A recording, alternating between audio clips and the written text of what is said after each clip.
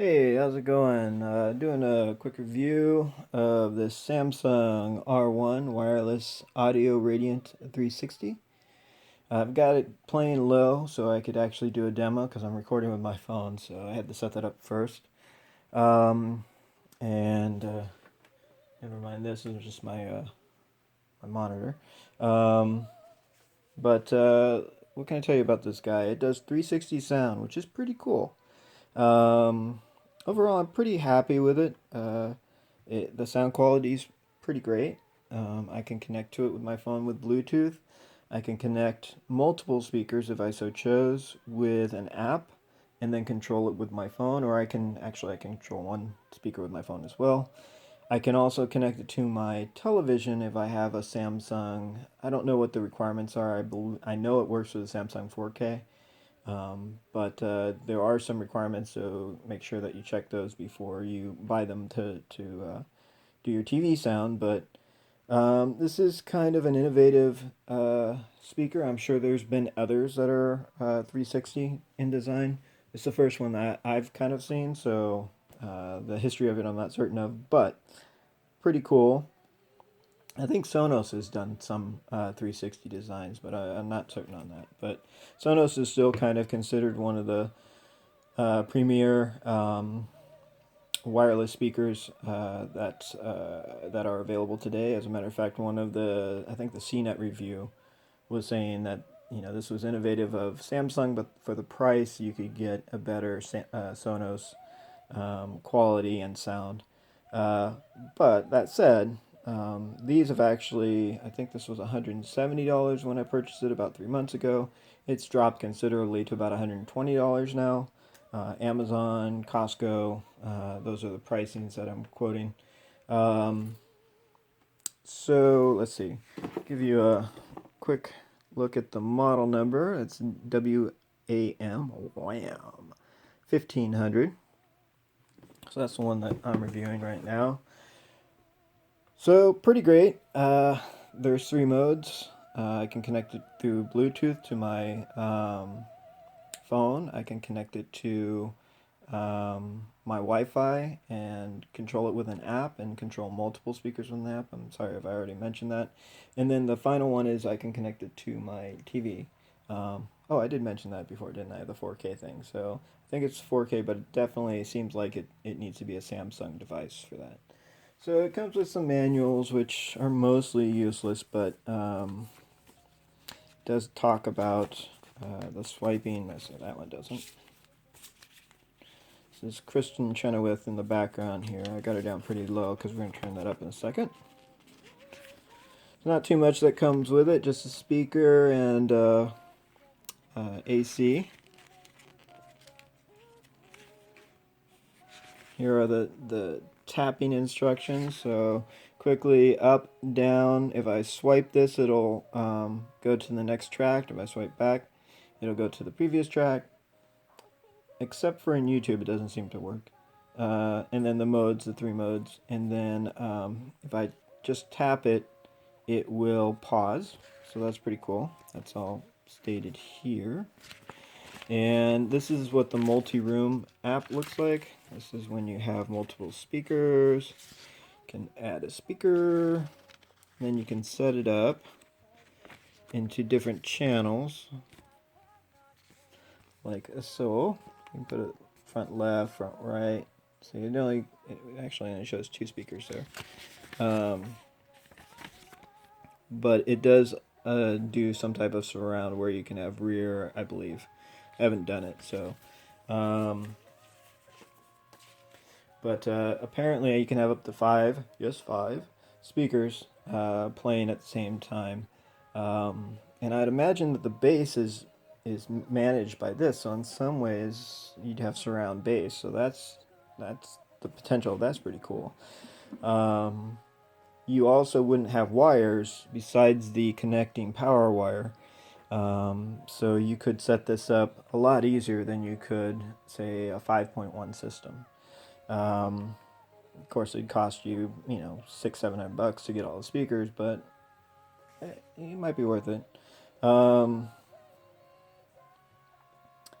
let's see, what else do I like about it? I mean, it's pretty nice that I can just connect to my phone and just play Pandora on it or whatnot. The app seems a little bit unnecessary to me, but I guess they need it to handle the multi-speaker connection and synchronization. So let's turn this up a little bit. I can't tell you how great it makes me feel that you'd all come here this evening and be a part of this experience and be as supportive, as genuine, and as warm as you've been. I've really felt it, and it's helped me so much. And so, Okay, I just so want to she's say thank you because she's chatting with the audience right now. I want to hear her sing. So, so yeah, there's not much more to say about it. I wish it had a battery in it, a rechargeable battery, so I could take it elsewhere and not just have it indoors. Now, it's obviously designed not regularly for outdoor use, but if I have a party or something like that, I wouldn't mind being able to take it out and put it on the table for 2 hours and have it play music. Here we go. that we will never meet again in this lifetime. So let me say before we part, so much of me Because it's a live performance, there's a little bit more static than there would be normally. But if I actually exit out of the video, it will stop it. So I can't pause, resume if I leave the video app, apparently. Thanks, Samsung. So I'm recording on a Samsung Note 2. No, Note 5.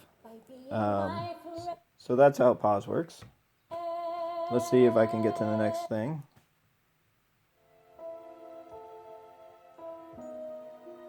Let's see if I can get to a new album.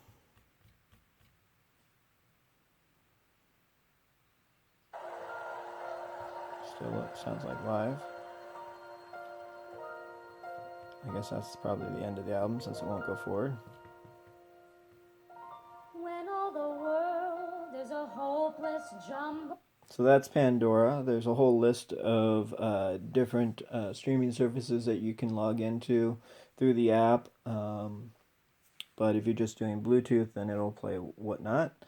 Again, I can't really change too much on my phone right now, but it is pretty cool that you can have this centralized, very easy to use volume up and down. You don't need to pull out your phone every time you want to play with the music, or if the phone rings or something. I don't know if it actually pauses if the phone rings and you're playing it on your phone. But say somebody else's phone rings, then you could hit pause and let them take that. Not much more to say about it. I do like the quality of it. The sound is pretty good. I wouldn't say it's fantastic, but I'd say it's really good.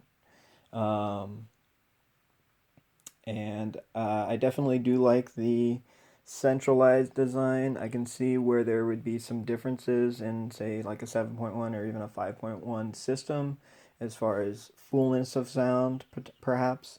But if you don't want, 5 speakers, hanging out in the perfect locations for sound, all around your room with wires and everything, then this is, potentially a really good solution. I mean, most people, not most people, but many people have like 2.1 systems, with a sound bar or something like that. So this can actually connect with a Samsung sound bar and be extra speakers to your sound bar. So that's pretty cool. So you could have a sound bar and a bass, and then have these, sitting next to the side of your couches, for example. So definitely some cool stuff. I don't think that it's going to replace my 7.1 system, based on current price, and sound. It could probably carry it off, and I do like that I can position the speakers in different places, potentially. Not really, right? I'd have to still have a left and a right, but perhaps the sound would travel a little bit better to people that aren't, positioned right in the middle of the sweet spot, of the sound blasts. So there's that. But I don't know. I haven't really tried it, so I'm just kind of speculating. So I will shut up now. But definitely, if I had one speaker, this would definitely do a lot better than just having, say, even stereo sound. I set this in the middle of my kitchen, set this in the middle of my bedroom, um, or even in a central place, and get pretty decent sound. So, anyways, I'll stop rambling. Um, all in all, I'd say for 120 bucks, being definitely worth it to grab one or two.